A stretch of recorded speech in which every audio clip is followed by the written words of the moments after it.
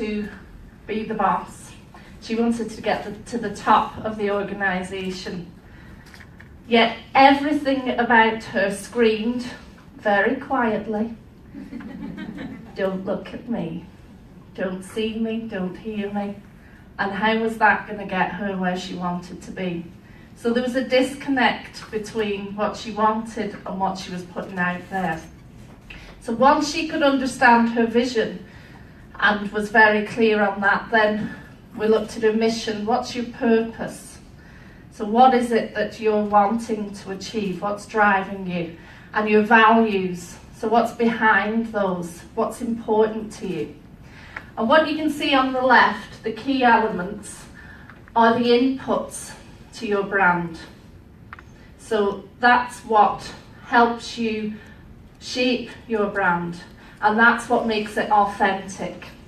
So I don't know if anybody spotted Gordon Brown on the last slide, and I think Ed Miliband as well, I don't know what it is about Labour, but they both have struggled with having an inauthentic brand. Because if you take Gordon, who came on the coattails of Tony Blair, he tried to be Tony Blair. And what was people's reaction? You're not. You're not. I don't trust you. You know, keep well away from me. So when you are shaping your personal brand, it needs to be authentic, and that's achieved by understanding your vision, your mission, your values. And then you start to think about, well, what am I great at? So we did this in the last session, what are my strengths? But it's not just what am I great at, but what do I want people to know I'm great at? Because it's no good doing the stuff that you don't want to just because you're good at it. If you're great at sales but you hate selling, that's not what you want people to know you for. What are my weaknesses, and how can I minimize those?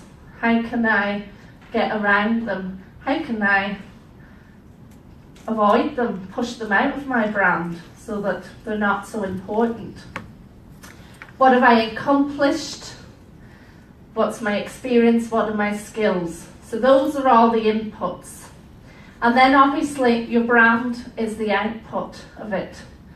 So you've got the feel of it. What emotions do you elicit from people when you speak to them?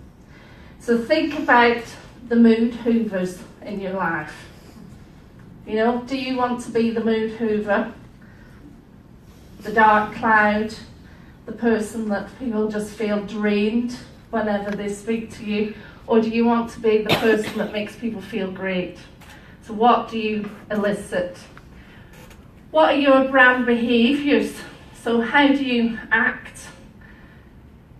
You know, what's your energy like? What's your presence? Your body language?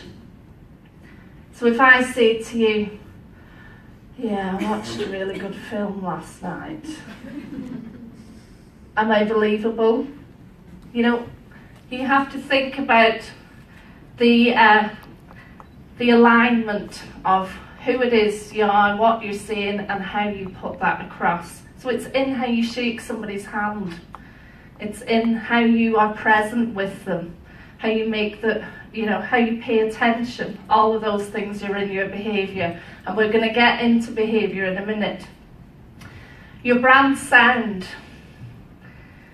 So immediately, if your mission, your vision, your values are all aligned, you're more passionate.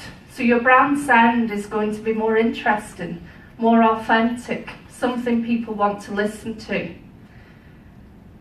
rather than, oh, that person could put me to sleep. Your brand look, and we're bombarded by this all of the time.